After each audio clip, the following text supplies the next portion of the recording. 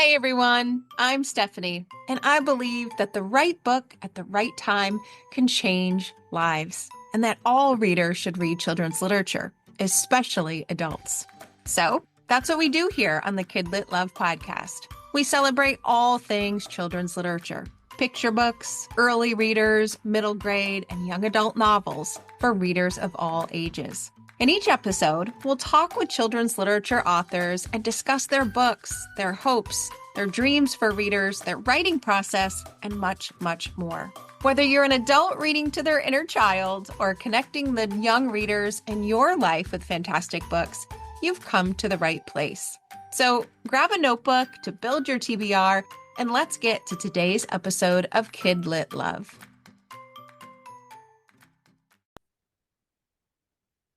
Hey everyone, welcome back to another episode of the KidLit Love podcast. I'm Stephanie Affinito, your KidLit loving host, inviting you back to another bookish conversation with a children's literature author and an illustrator. Today, I'm talking with Shannon Hale and Marcela Cespedes. Shannon and Marcela are the author-illustrator duo behind Dream On, a graphic novel that explores family dynamics and financial pressures, along with high sensitivity and big emotions. It's always a treat when we get to talk to both the author and the illustrator, so we're just going to get straight to the episode. Shannon and Marcela, welcome to KidLit Love. I'm Yay! so glad you're here. Thank you. Yay, hi. Happy to be here. Thank you. So I kept the introduction pretty short and sweet so that we could get right to the three of us chatting today. So let's start with those good old-fashioned typical introductions. And Shannon, let's have you kick us off. Tell us a bit about you and your journey through children's literature to where you're sitting today to talk about your newest. Always loved books. I loved reading as a kid, and that was my primary goal, but I didn't know anyone who was a writer. It didn't seem like it was really possible. I also grew up in a very conservative environment where women were not supposed to have careers and jobs. But I still, in a kind of tricky way, that worked for me because no one was expecting me to study anything like that actually had to earn money, you know? So I eventually got a master's degree in creative writing, and I was writing what I thought was a fantasy novel for adults. But in the interim between when I was a teen and that point, young adult literature popped up. And so when I was shopping it around after many, many rejections, my first novel was actually picked up to be published as a young adult book. And I started reading other young adult, and I was like, oh, this is incredible. It was exactly what I wanted. It was this marriage of great storytelling and sky's the limit genre, but with really great crafting. Because adults, and I write for novels for adults as well, adults can go, you can get away with blah, blah, blah. You cannot with young adults and kids. There's so much more crafting and revision involved in children's literature, and I really thrive with that. So after publishing my first book as a young adult, I started writing more young adults. I also started writing graphic novels, and I did publish some books for adults. I've published this year 50 books, most of them for young readers.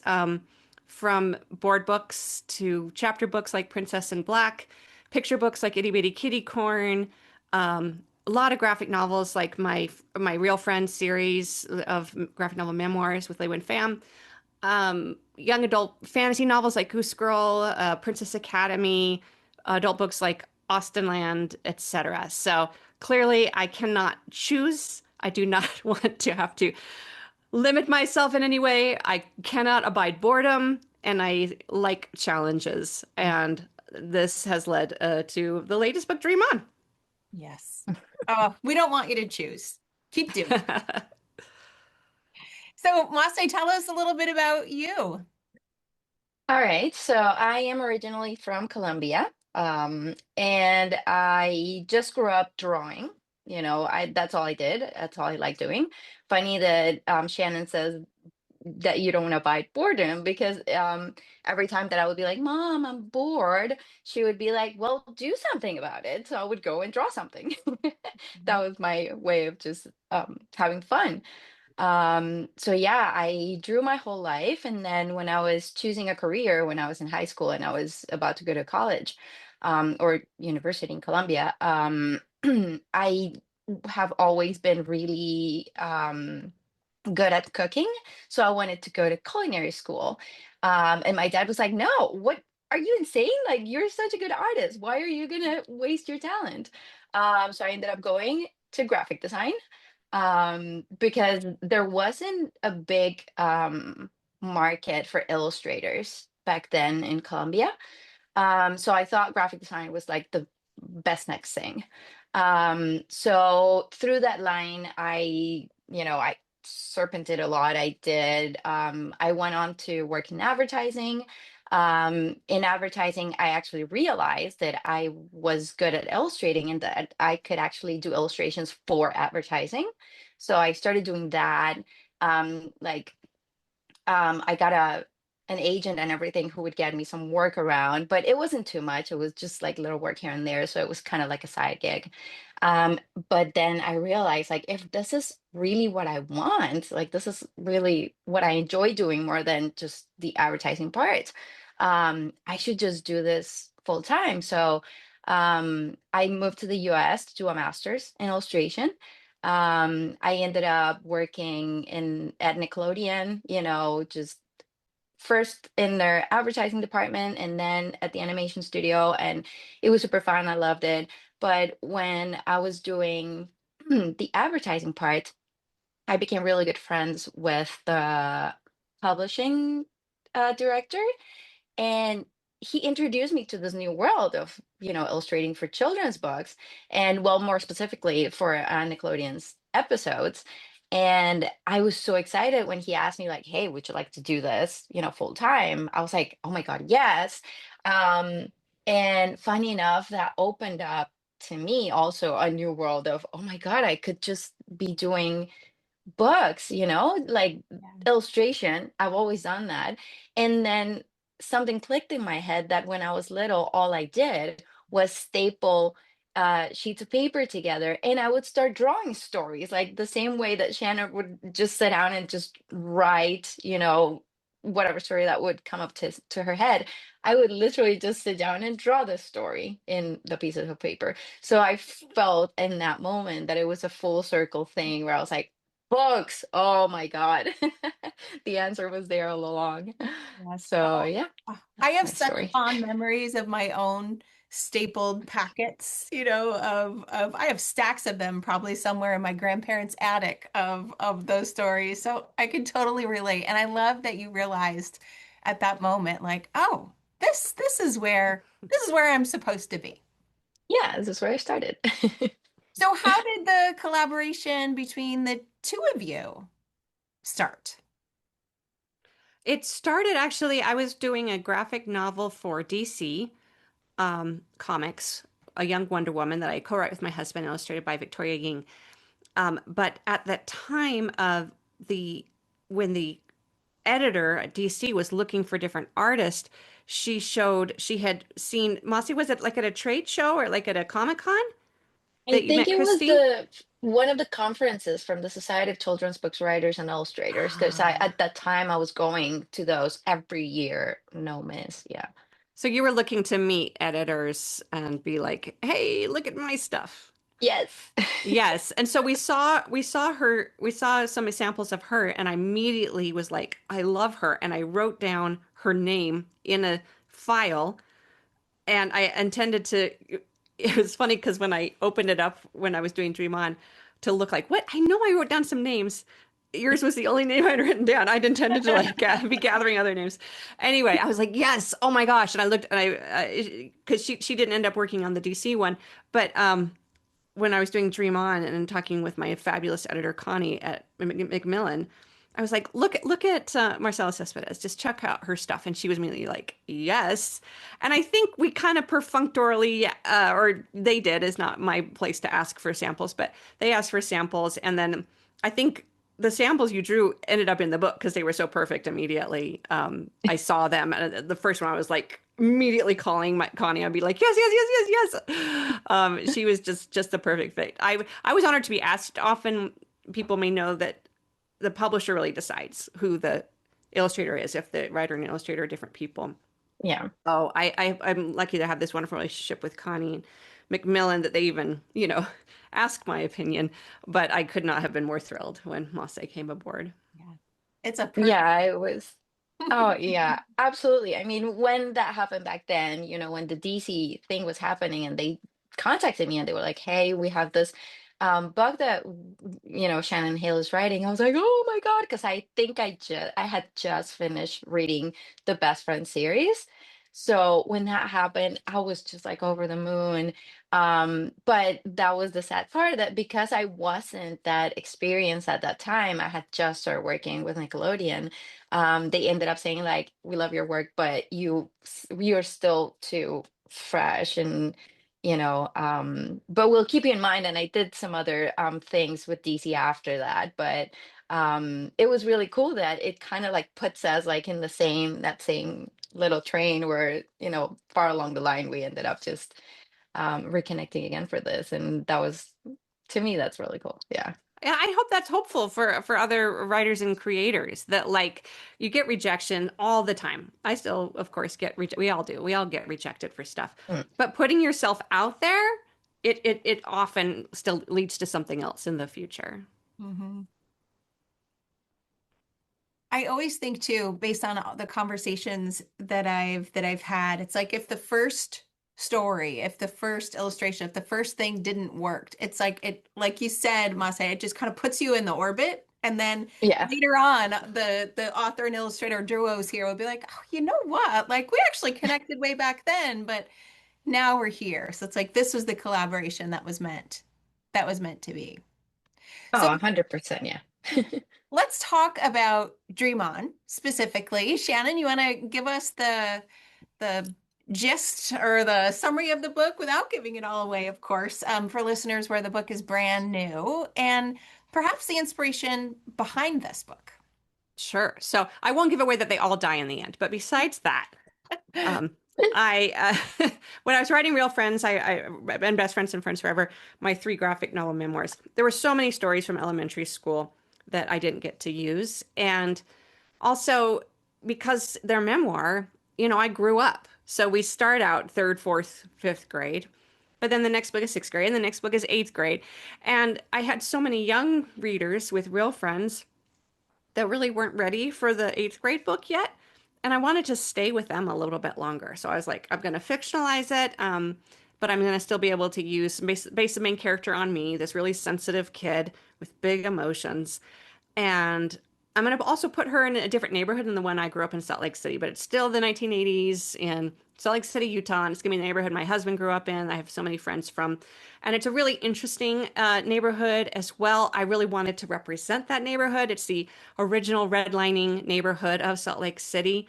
Um, it has a rich history that it doesn't get represented a lot. And so I wanted to shine a spotlight on them. And in fact, in a couple of weeks, I'm going to do an event at Rose Park Elementary, which is Oh where my the book takes God. place. So I'm very excited about that. So Cassie is based on me. She's in a big family. And one day, just like I did, she gets a letter in the mail that says, "You are the winner." And she has won a sweepstakes. And it's not just a number amount of like $1 million or whatever, which money didn't seem real to me as a kid. It said, "You've won prizes." And it had this prize paper that folded out, and you got to choose any three of those fabulous prizes. And it included like furniture sets and a car. It was like Price is Right or Wheel of Fortune. And it was real because it came with this gold sticker that said I was the grand prize winner, and I believed it. And I carried that prize paper around with me. I don't know, probably till it fell apart. I just have it in my pocket. And every time I open it up, I would get this feeling, this thrill rush through me. And I showed it to all my friends and asked their advice. And it just felt like all my problems were going to go away as soon as I won. And my older sisters were like, those are fake. You didn't really win. And I kind of knew that that was true, but I also still wanted to believe. Yeah. And so this story it's just really an honest look of how it feels to be a really sensitive kid. And also there's the question of when do you lose the childhood wonder and the magic? And do you have to? Is there a way to hold on to that and still grow up? So these are questions that I wrestled with throughout this book. And it's a friendship story as well. When there's a change in a friendship, you've got a best friend and suddenly there's a new friend that comes into the group, which happened to like all my kids. It feels like a universal experience. Mhm. And my goal is always to really honor how it feels, because I know so often it's easy as adults to be dismissive of kids' little problems, but it's the first time they have felt betrayal or, Yeah. depressed or anguish or whatever. And so it rocks their whole system. And it really makes a difference for anyone when they are struggling to be met with compassion. And Mhm. really, ultimately, I think books are a place of compassion where we say, you can come here, feel your feelings, they're real, and we honor you for them. We're not trying to solve your problems for you. We're just here to be present with you. Yes. That's my goal. Yes. And childhood Stephanie could relate very much to Cassie. Like that's Yay. why, yes, kids should read children's literature, but I just truly believe that children's literature is still for every adult with an inner child inside, whether they are fully Mhm. functional and healed is one thing, but these books go right to that part of us that you remember as a kid. That you're right, it's so easy to forget when you're an adult and you have kids and you're busy and you just need to move along. But when you're a kid and you feel that and you're taken back to that moment as an adult, it's like all the feels just kind of come back and you remember and you Mhm. can think of yourself almost in a different way. I very much related to so many elements in this book, including I remember thinking, Ed was going to show up at my door with the big check at my grandma's house Yeah. because I Yeah. got that same thing. So I was here for all of it, starting with Ed McMahon, if you don't know Masse, he was a guy that was like he was the on the on the Tonight Show with Johnny Carson, but he was like the face of the Publishers Clearinghouse sweepstakes, and so he was the one that would show up at someone's house to tell them they'd won. And the doorbell ring, and you'd be like, "Is it Ed McMahon? Oh Is he boy. is he here? He's late. He's overdue." That's funny. I've heard the name, but yeah, I'm not that familiar. yeah, yeah. There's so Interesting. many themes. I think you mentioned some of them. There's certainly this family theme. There are sibling relationships. There are friendship changes, as you mentioned, the idea of just being highly sensitive and having all of those big feelings. And as you mentioned, I think every single one of us can relate to something in the book happening to us as well. And Masa, you're nodding your head as well. Can you relate to the book as my young Stephanie did? Well, I mean, funny you say that because that is precisely what I think is so beautiful about our collaboration. That the moment that I read the script, it was like Shannon was talking about me. Mhm. But the funny thing is that on my side of the story, what I did is I would draw these sweepstakes pages. Like that was fun for me to do. Yeah. I would actually make them up with prizes that I would love to win. Like I would go about just looking on the magazines and on newspapers and things like that, or just ads for toys and stuff. And I would literally just draw them myself. So that's why I was like, oh my God, this is absolutely insane. Because when December would come and, Christmas would come, me and my brother would sit down and be like, okay, what do we want to ask, Santa for Christmas? And I would end up doing a full illustrated page of instead of writing a list, I would draw all the gifts that we would ask Santa to bring us. So, yeah, I mean, and, on top of that, um, I had the exact same experience of being called the sensitive kid, like all the time. I remember, I mean, this must sound absolutely horrendous, but one of my really close friends when I was growing up, she would always invite me over to do sleepovers at her place. And at some point during the night, I would really, really miss mom, how, sometimes kids get that anxiety of, oh my God, where are my parents? And I would get it every time. So I would start crying. And so her grandparents started calling me crybaby, like, oh, crybaby's here. Oh, blah, blah, blah. So, and, I just got used to it. But that was the thing, I was just the crybaby. Like everybody knew me for being just the crybaby. So, I mean, I'm fine with that. But right now that would be really harsh, right? But that was the thing. I mean, immediately, as soon as I read the script, it was like, oh my God, this is naming exactly, how I feel and how it felt of all my life. Just big emotions all around for me, for sure. So, yeah. So I would love to ask you a really big question because the book is about these different themes we mentioned. It is about those big feelings and that sensitivity that you captured on the page in illustration to match Shannon's words. And I would just love to know how you go about conceptualizing how you bring that to life and make us feel the way that you felt combined together doing this. Um, how in the world do you do that? Because my brain, I make the Christmas list, Mase. I don't make the illustrated list. So I would love to know how you go about doing this. One thing that was just logical for me at that point when I was reading the script was, oh my God, Cassie, it's also Mase, like it's baby Mase, it's baby Stephanie, it's baby Shannon, it's all of us who have ever felt that. So I realized that the way for me to connect with Cassie even stronger was if I put little Mase there with her, right? So the biggest inspiration for me when I was drawing Cassie was was pictures of me when I was little. So I started going through, all my pictures, and I found really great ones from that time, specifically when I was 8 years old, 8 or 9 years old. Um, and I just had so much fun because that makes a difference when you put yourself there, because it's almost like, okay, now I have Masa there, so I can now do the relating to what's in here.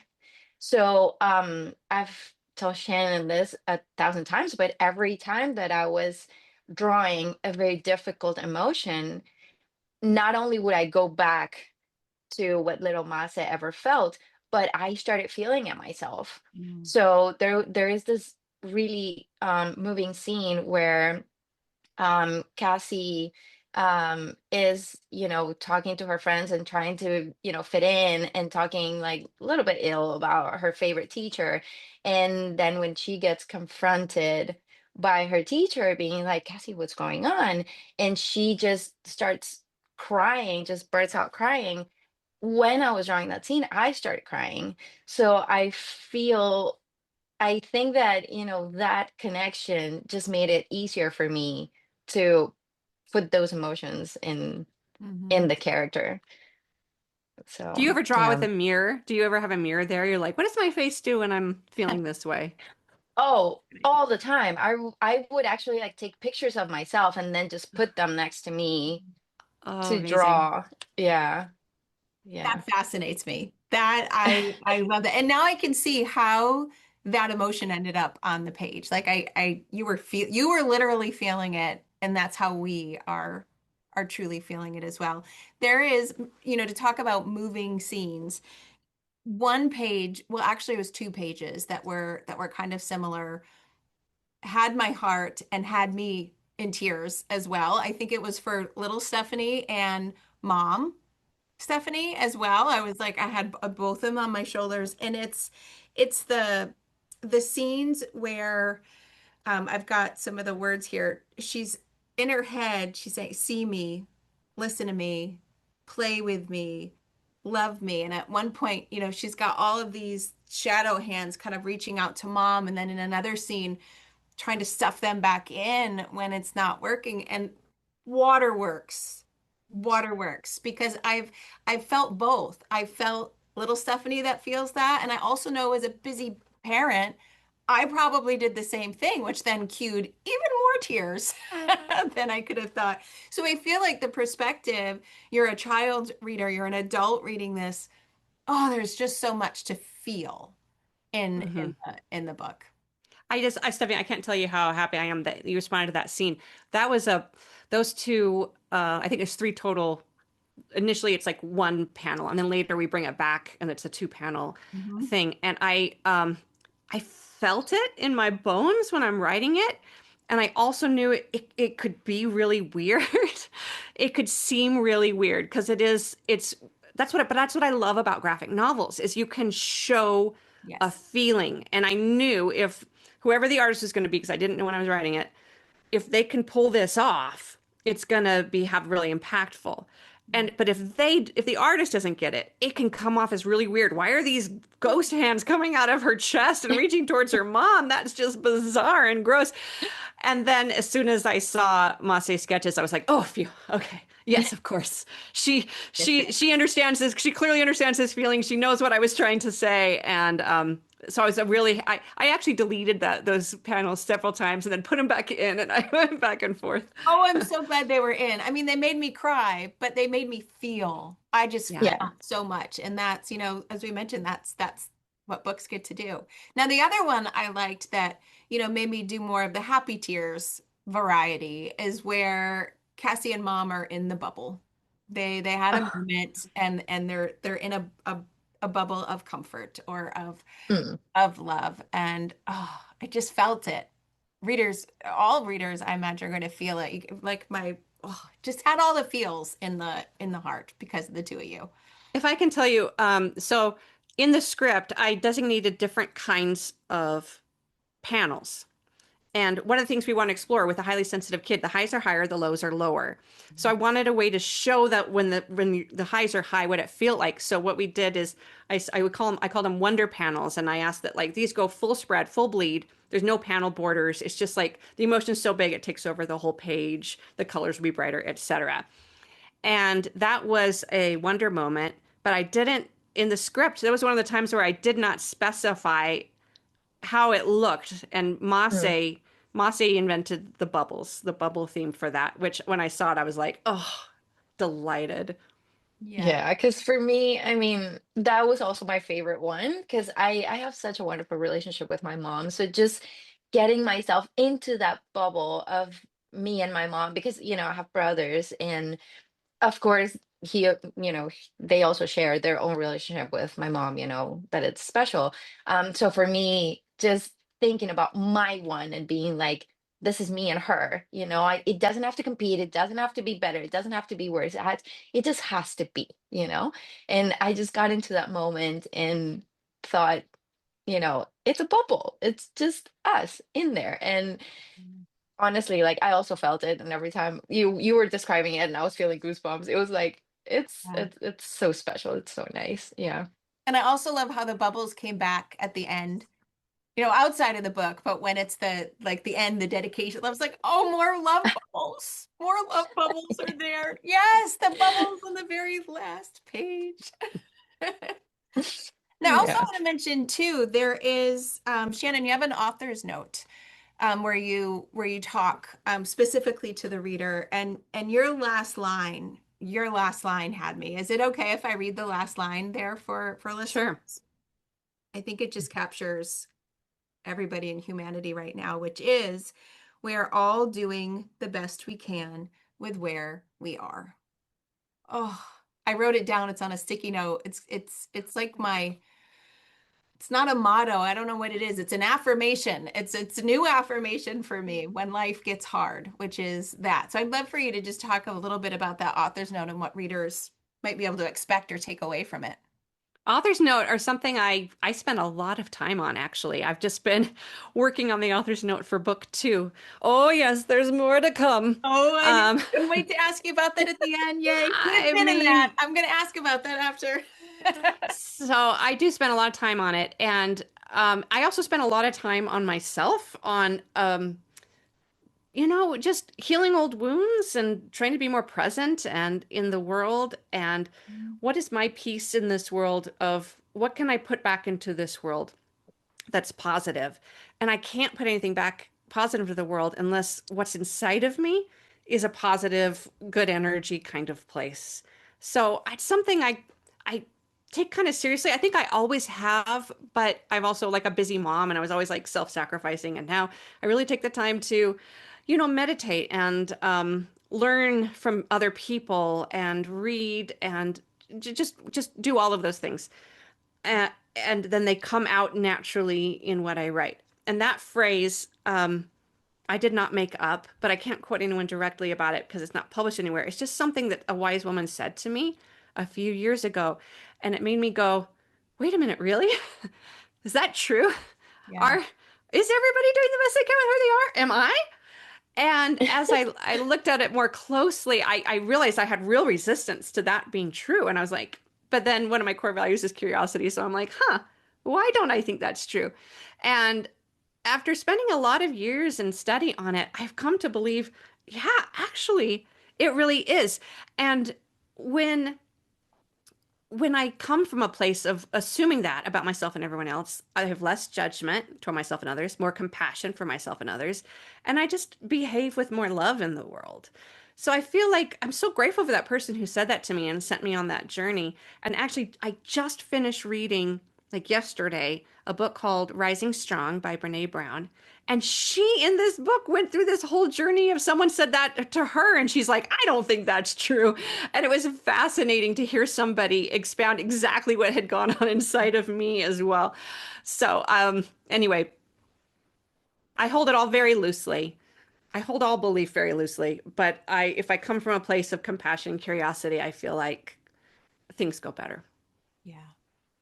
And right now I think we just all need that more more than ever, as everybody Mm. really is trying the best they have or the best they can with what they have. And I think it is such a good reminder for the highly sensitive, emotional person who tends to be very hard on themselves. And that reminder Mm. is so important. We see that in the book as well.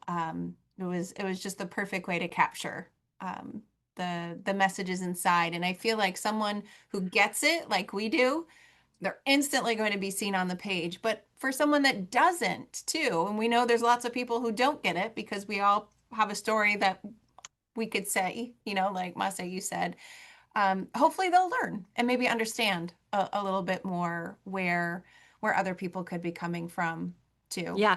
I feel like I want to add one thing because I can already hear people debating in their heads. There's the fear of when you say everybody's doing the best they can with where they are, there's the fear that, like, oh no, if you say that, then people won't improve. How will I improve unless I always feel like I'm always noticing what I'm doing wrong and I'm in lack? That was the struggle I had for many years. And what I came to realize is that we grow from a place of love, not from a place of lack. Trees, if you deny them the water and nutrients they need, do not grow. And people are the same way. And it seems counterintuitive in some ways, but when we nurture and love ourselves and others, we actually do grow more and get better. So I just want to throw that out there because I struggled with that for so long. But yes, with a book like this, for me, one of the keys for writing Dream On was understanding what it means to be a highly sensitive person, and I read a lot about that designation. One researcher, Dr. Erin, she says that 15 to 20% of every human and animal populations are highly sensitive, and there's an evolution advantage to that in a herd of deer if one of them is notices stuff more and is looking around more for danger. Most of the time there won't be danger, but in the times there were, then the rest of them get alerted to it. Uh, it kind of stinks to be that deer sometimes, though. Yeah. But it's really true. Like, for example, at one time I was it was right after the pandemic, my first book festival after the pandemic. I was so excited because I was going to dinner with 20 other writers that I haven't seen since the pandemic, and loved them so much. And we all went to this outdoor dinner together, and I was settled down. I wanted to talk to everybody forever. And then an outdoor band started to play, and they were so loud. And I lasted about 3 minutes, but I felt like every cell of my skin was on fire, and I couldn't stay. And I apologized, and I left. And as soon as I stood up to leave, three other people also stood up to leave. And we all went to a very quiet dinner together. And I realized, wow, that was 15% of that group. And it was loud for everybody, but for us, it was unbearable. Mhm. And so one reason to write about this kind of thing, this kind of story, is both to validate the kids and the readers who are highly sensitive to see themselves portrayed to help them understand themselves better, but also for people who are not. Because what we hear as sensitive people is you're overreacting, you're just being dramatic for attention, or all these kind of dismissive things. But truly, what happened in my body when that loud music starts playing is different than what happens in a different nervous system than mine. Um, Me always going, what is that noise? What is that noise? And no one else notices. What is that smell? No one else notices.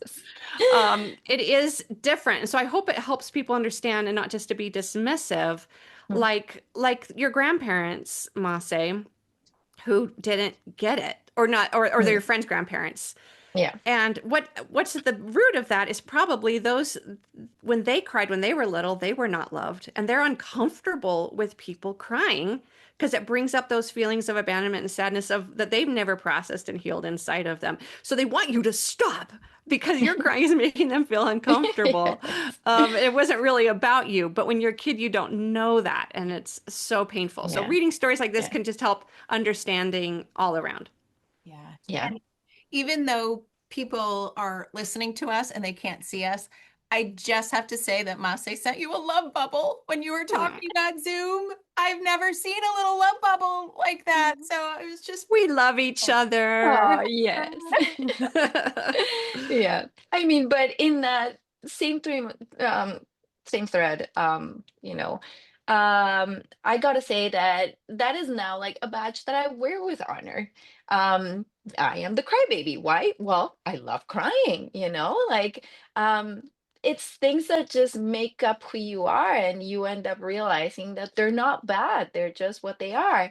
And to your point, Shannon, yes, they were doing the best they can with what they had at the moment, right? And I was too, Um, so I gotta say, I haven't stopped crying in my life. Like just, even now at this point in time, I still cry when things get hard. And I don't hold back because it makes me feel better, you know?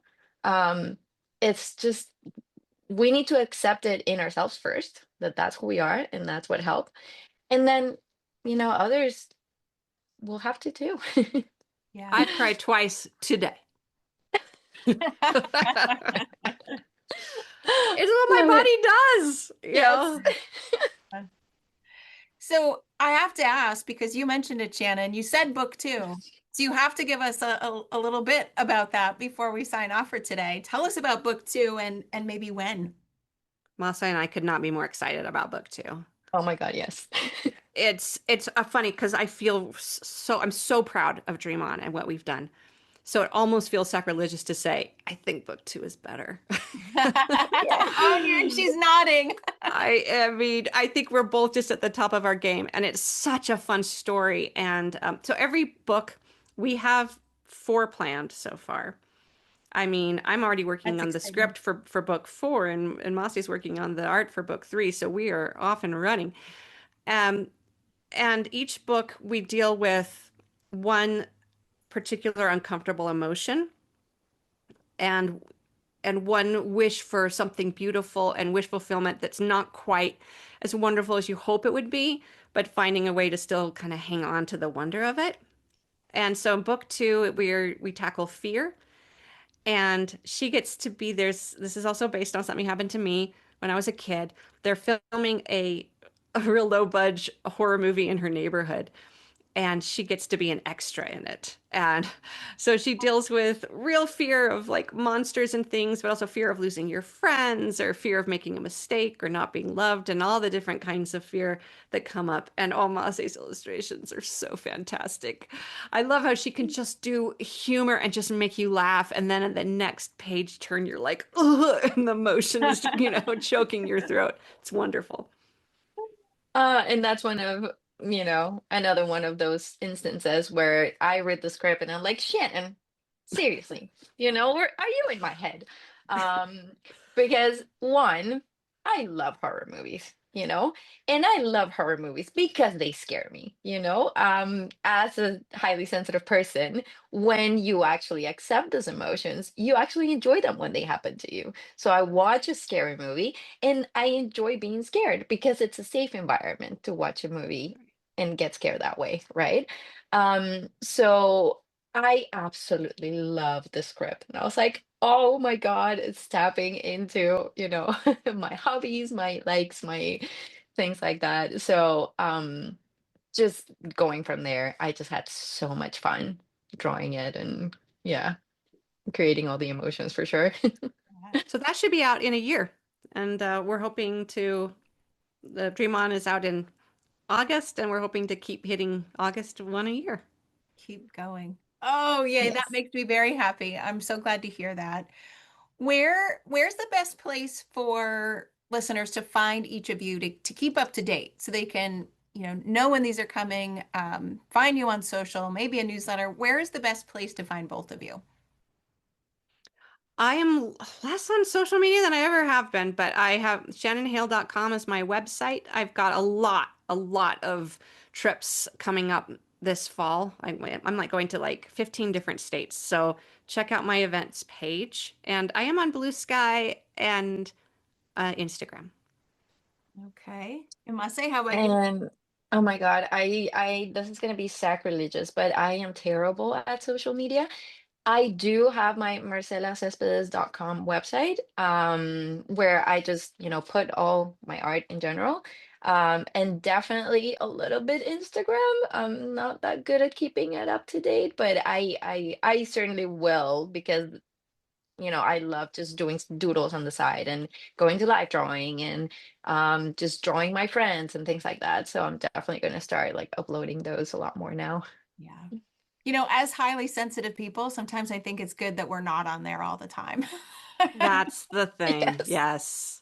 So I Yeah. get it, and Yes. I bet a lot of listeners get it too. But I will be sure to put links to Dream On, of course, and your websites and the social media places you show up with no expectation for you to show up, just in case they love to follow you there. And I just want to thank you both. This was such a fun conversation. It's a beautiful book, and I'm just so grateful to be part of launching it into the world with you. Thank you both so much for coming today.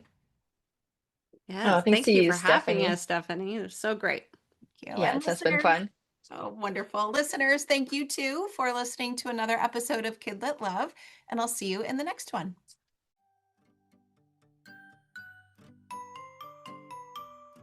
Thanks for listening to today's episode of the KidLit Love podcast. You'll find links to all of the books, resources, and ideas mentioned in the show notes and at alitlife.com.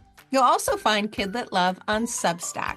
That's where you'll find posts for each episode, monthly KidLit roundups, and an invitation to join my summer book club and go deeper into the world of children's literature. And if you loved this podcast and want more, you might like to listen to my other podcast called Get Literate. It's a podcast that explores all things books and reading, notebooks and writing to build a life you love. One more thing. If you loved what you listened to today, please take a moment to rate and review the podcast, or take a screenshot of the episode and text it to a friend. This helps the podcast grow and builds our bookish community of Kid Lit Love. Thanks for listening.